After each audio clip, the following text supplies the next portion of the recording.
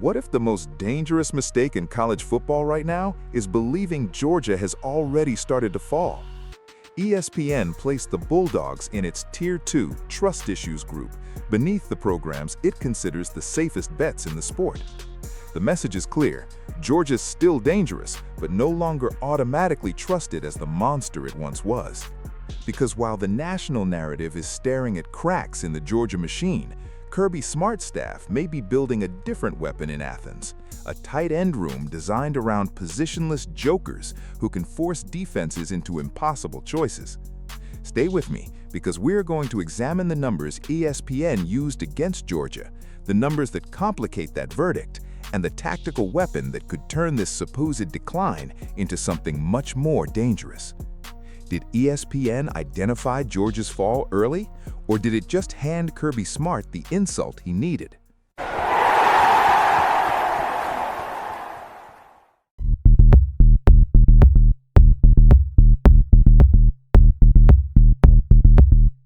The most dangerous stories in college football rarely begin with someone declaring a dynasty dead. They begin with a whisper: not dominant anymore, not explosive enough, not adapting fast enough, not trusted. That is the atmosphere ESPN created around Georgia. The sport has changed, the portal has changed roster construction, NIL has changed retention, and Georgia no longer looks as overwhelming as the championship machine that once terrified the country. ESPN also questioned whether Kirby Smart's selective transfer portal approach could become a liability in this new era. But there is another interpretation. Maybe Kirby is not refusing to evolve. Maybe he is refusing to panic. Georgia is still built around development, physicality, internal competition, and players earning roles. And according to Dawg Nation, that philosophy is showing up dramatically at tight end, where Todd Hartley wants an entire room of jokers, players who can block, protect, run routes, catch passes, and align in multiple locations without revealing what Georgia intends to do. It sounds like weaponized uncertainty. And before we go deeper, if you want more Georgia Bulldog stories built around hidden strategy, numbers, and the battles the national media is creating around this program, subscribe to Bulldog Nation News and hit like. Your support helps us keep producing deeper Georgia content for Dawg Nation.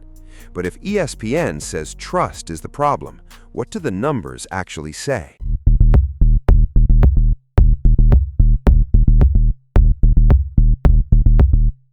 According to ESPN, Georgia's criticism is not invented.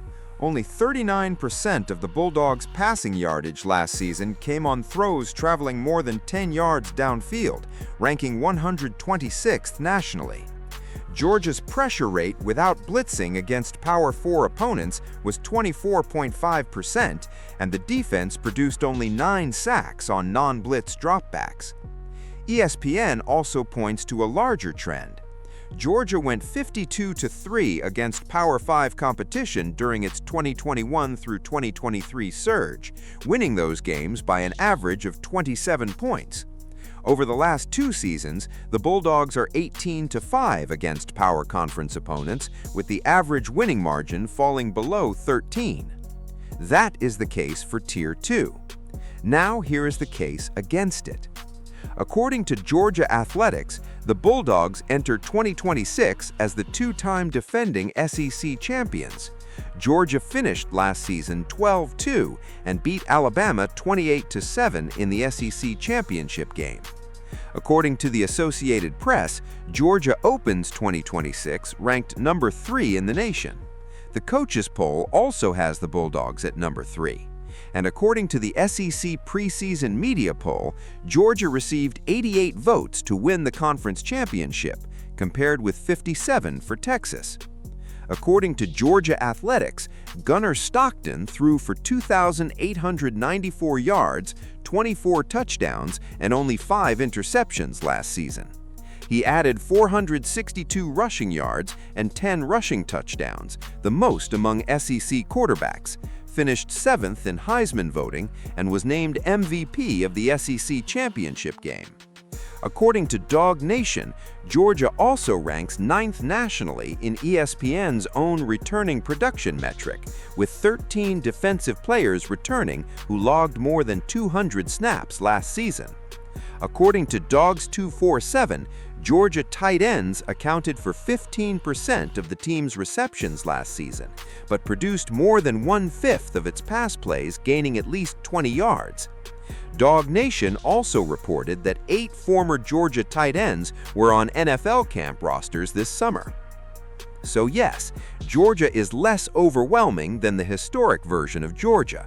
But when a 2-time defending SEC champion, ranked 3rd nationally, returning an experienced quarterback and substantial defensive experience, is labeled a trust issue, are we measuring Georgia against college football or only against Georgia's own impossible standard?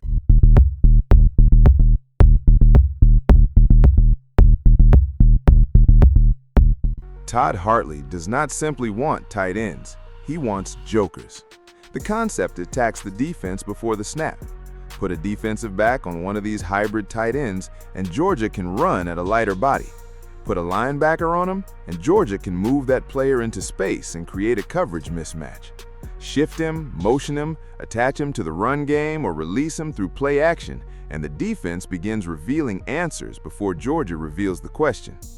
Dawg Nation says Lawson Lucky is developing into a more complete tight end. Jaden Riddell has expanded his role after trusting Georgia's developmental plan. Elias Williams brings unusual size and movement. Ethan Barber brings toughness. Freshman Caden Prother offers receiver skills in a frame Georgia believes can become an NFL tight end. Georgia may not need the next Brock Bowers. If Mike Bobo can rotate multiple legitimate threats, the offense can force defenses to identify the formation, matchup, run fit, and coverage answer on every snap. That is how a team with questions at wide receiver manufactures leverage. That is how an offense criticized for lacking explosives can create them through conflict instead of pure speed. And that is how Kirby Smart can turn a national narrative about decline into fuel. Georgia does not need to look exactly like the 2021 Bulldogs to become terrifying again. It only needs to become something the rest of college football has not prepared to defend. So here is the final question. If ESPN already has trust issues with Georgia before Kirby reveals what this offense really is, what happens if this room full of jokers becomes the weapon that puts the entire SEC back on notice? Subscribe to Bulldog Nation News and hit like if you want us to keep breaking down the strategy, numbers, and stories the national media may be missing about Georgia. Every subscription and every like helps us produce more Bulldogs content for the fans who live and breathe Athens. Did ESPN downgrade Georgia at exactly the wrong time?